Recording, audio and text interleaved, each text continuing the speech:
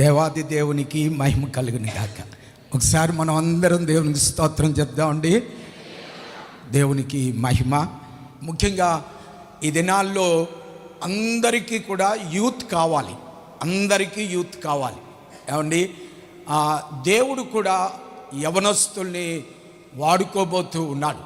అదే సమయంలో అపవాది కూడా యవనస్తుల్ని టార్గెట్ చేస్తూ ఉన్నాడు. కాబట్టి ఈ దినాల్లో యవనస్తులు దేవుని యొక్క చేతుల్లో సమర్పించుకోబడితే వారి జీవితాలు ఆశీర్వాదకరంగా తీర్చబడతాయి. అదే ముందుగా దైవ సేవకులు హెన్రీ అయ్య గారు జ్ఞాపకం చేశారు. అబ్షాలోము ఎప్పుడైతే దేవునికి దూరం అయిపోయాడో తన యొక్క జీవితము నాశనమైపోయింది. ఏమండి, దేవునికి అందుబాటులో ఉన్నట్లయితే తన యొక్క తండ్రి దావీదు దేవునికి అందుబాటులో ఉండటం వలన తన యొక్క జీవితము అనేక మందికి ఆశీర్వాదకరముగా తీర్చబడింది. ముఖ్యంగా ఇశ్రాయేలీల యొక్క ఒక విడుదల కొరకు దేవుడు దావీదును వాడుకున్నట్లుగా బైబిల్ గ్రంథంలో మనం చూస్తూ ఉన్నాం. ఇక్కడున్న యవనస్తులందరూ కూడా వచ్చే దినాల్లో అనేక మందికి ఆశీర్వాదకరంగా దేవుడు ఇక్కడ ఉన్న వారిని వాడుకోబోతున్నాడని నేను నమ్ముతూ ఉన్నాను. నమ్మేవారందరూ దేవునికి స్తోత్రం చెప్దామండి. ఊరకే మీరు ఇక్కడికి రాలేదు, దేవునికి ఒక ప్రత్యేకమైన ఉద్దేశం ఉంది.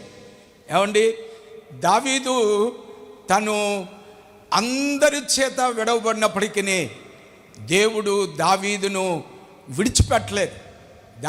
దేవుడు విడిచిపెట్టలేదు. తల్లిదండ్రులు విడిచిపెట్టారు, తన యొక్క బ్రదర్స్ విడిచిపెట్టేశారు, అందరూ విడిచిపెట్టినా దేవుడు అతన్ని విడిచిపెట్టలేదు. ఎందుకు అంటే అతడు కూడా దేవుణ్ణి విడిచిపెట్టలేదు. నేను ఒక విషయాన్ని జ్ఞాపకం చేస్తున్నాను. దేవుణ్ణి నువ్వు హత్తుకున్నంత కాలము, నువ్వు ఏ పరిస్థితుల్లో ఉన్నప్పటికీ దేవుడు నిన్ను విడిచిపెట్టడు అన్నది వాక్యం యొక్క సత్యం అన్నమాట. దావీదు యొక్క ఇంకొక కుమారుడు సొలొమోను ప్రపంచంలోనే గొప్ప జ్ఞానవంతుడు. అతడు బైబిల్ గ్రంథంలో రాసిన కొన్ని పుస్తకాలు మనం చూస్తూ ఉన్నాం. సామెతల గ్రంథం, అలాగనే కీర్తనలు, కొన్ని కీర్తనలు, అలాగనే ప్రసంగి, పరమగీతం, ఇలాగ కొన్ని పుస్తకాలు సొలొమోను రాశాడు. చాలా జ్ఞానవంతుడు. కానీ సొలొమోను యొక్క జీవితం మనకు ఒక విషయాన్ని జ్ఞాపకం చేస్తుంది. యవనస్తులందరూ కూడా ఎప్పుడూ ఇష్టపడుతూ ఉంటారు, నేను ఒక మంచి జ్ఞానవంతునిగా తీర్చబడాలి అని చాలామంది కోరుకుంటూ ఉంటారు. కానీ సొలొమోను యొక్క జీవితం మనకు చూపించేది ఏమిటంటే, దేవునిని కలిగి ఉన్న జ్ఞానము ఒక కన్స్ట్రక్టివ్గా ఉంటుంది. దేవుణ్ణి మనము విడిచిపెట్టినట్లయితే అది మన జీవితంలో ఒక డిస్ట్రక్టివ్గా తీర్చబడుతుంది. అది మన జీవితాన్ని పాడు చేస్తుంది. మన వలన కొంతమంది జీవితాలు కూడా పాడు చేయబడతాయి. కనుక జ్ఞానము, ఈ భూమి మీద జ్ఞానము చాలా ముఖ్యమైనది. జ్ఞానము లేకుండా మన జీవితాలు ముందుకి కొనసాగించుకోలేం. మీ జ్ఞానానికి దేవుని యొక్క భయము, దేవుని యొక్క భక్తి యాడ్ అయినట్లయితే మీరందరూ కూడా వచ్చే దినాల్లో ఒక కన్స్ట్రక్టివ్గా తీర్చబడబోతూ ఉన్నారు. దేవునికి స్తోత్రం. మన దేశము ఒక మంచి యూత్ పవర్ కలిగి ఉంది మన దేశం. కానీ ఆ యూత్ని చక్కగా వాడుకున్నట్లయితే మన దేశము దీవించబడబోతూ ఉన్నది. నేను మీకు ఒక చిన్న ఆలోచన చెప్పి ఒక 10 మినిట్స్లో ముగిస్తా అండి. ఒక చిన్న ఆలోచన. ప్రసంగి గ్రంథము 3వ అధ్యాయము. నేను ఆ భాగాన్ని ఇలా ధ్యానం చేస్తూ ఉన్నప్పుడు అక్కడ కొన్ని ఆలోచనలు మనందరికీ ఉపయోగకరమైన ఆలోచనలు కనబడతా ఉన్నాయి. ప్రసంగి గ్రంథము చాలా అద్భుతమైన పుస్తకం. ప్రసంగి గ్రంథాన్ని మనం చదివినట్లయితే చాలా అద్భుతమైన విషయాలు అక్కడ మనకు కనిపిస్తూ ఉంటాయి. 3వ అధ్యాయంలో నేను ఇలా నోట్ చేశాను 3 విషయాలు అన్నమాట అండి. 1వ వచనము నుండి 8వ వచనం వరకు టైం ఫర్ ఎవ్రీథింగ్, ప్రతిదానికి కూడా ఒక సమయం ఉంది. Time for everything. 9వ వచనము నుండి 15వ వచనం వరకు గాడ్ డస్ ఎవ్రీథింగ్, దేవుడే సమస్తమును చేయగలడు, దేవుడే సమస్తమును కూడా ఏర్పాటు చేయగలడు.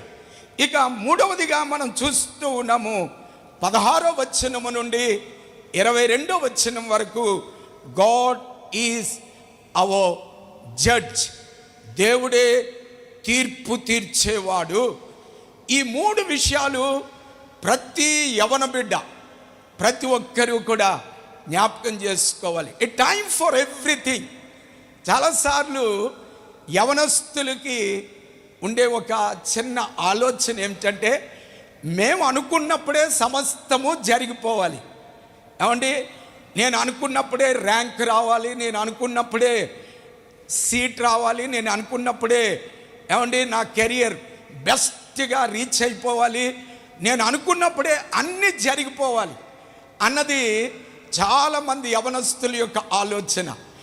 వాళ్ళు అనుకున్నది అనుకున్న టైంలో జరగకపోతే వెంటనే నిరాశకు గురైపోయి వెంటనే అపవాది ఏమంటుందంటే, ఇక నువ్వు హోప్లెస్, ఇక నువ్వెందుకు పనికిరావు, నీ జీవితం ఎందుకు అని అపవాది వెంటనే మాట్లాడేస్తుంది. అందువల్లే చాలామంది యవనస్తులు తమ జీవితాల్ని పాడు చేసుకుంటూ ఉన్నారు. ఏమండి, నేను అనుకున్నది సాధించలేకపోతున్నాను, నేను అనుకున్నది పొందుకోలేకపోతున్నానని ఈ పగలు వాక్యంలో నుంచి ఒక మాట చెప్తూ ఉన్నాను. ప్రతిదానికి దేవుడు సమయాన్ని సిద్ధపరిచి ఉన్నాడు. ప్రతిదానికి అన్నమాట అండి, టైం ఫర్ ఎవ్రీథింగ్. నేను నమ్ముతూ ఉన్నాను, నీ జీవితంలో దేవుడు మంచిది తన సమయంలో జరిగించబోతూ ఉన్నాడు. నమ్మేవారందరూ దేవునికి స్తోత్రం చెప్దామండి. ప్రతి ఒక్కరి జీవితంలో కూడా దేవుడు మంచిది జరిగించడానికి ఒక టైం పెట్టాడన్నమాట. ఇవెప్పుడు జ్ఞాపకం చేసుకోవాలి. Yes, there is a time for everything. ప్రతిదానికి కూడా దేవుడు సమయమును పెట్టి ఉన్నాడు. ఇక 2వదిగా గాడ్ డస్ ఎవ్రీథింగ్, దేవుడు సమస్తమును చేయగలడు. నేను 3-4 పాయింట్స్ నోట్ చేశాండి. 9వ వచనము నుండి 15వ వచనం వరకు. 10వ వచనములో మనం ఇలా చదువుతూ ఉన్నాం.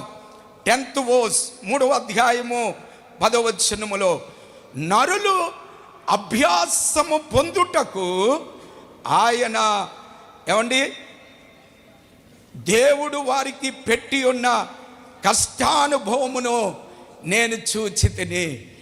నరులు అభ్యాసము పొందుటకు, ఏమండి ప్రతి ఒక్కరికి కూడా ఒక అభ్యాసము, ఒక ఎక్సర్సైజ్, లేకపోతే వారి జీవితంలో ఒక కార్యము జరగటం కొరకు కష్టాన్ని దేవుడు నీ జీవితంలో అనుభవించే అతడు అండి అలౌ చేసేవాడు అన్నమాట.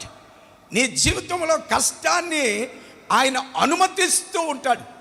ఎందుకు అంటే నీకు ఒక ఏమండి అభ్యాసాన్ని ఇవ్వటానికి, నీ జీవితంలో నువ్వు కొన్ని విషయాలు నేర్చుకోవటానికి. దావీదు యొక్క జీవితాన్ని చూడండి. దావీదు జీవితంలో దేవుడు కష్టాన్ని అలౌ చేశాడు కాబట్టి దావీదు ఉన్నతమైన శిఖరానికి అతడు చేరుకోగలిగేవాడు. నమ్మేవారందరూ దేవునికి స్తోత్రం చెప్దామండి. కష్టము లేకుండా, శ్రమ లేకుండా జీవితంలో నువ్వేది కూడా రీచ్ అవ్వలేవన్నమాట.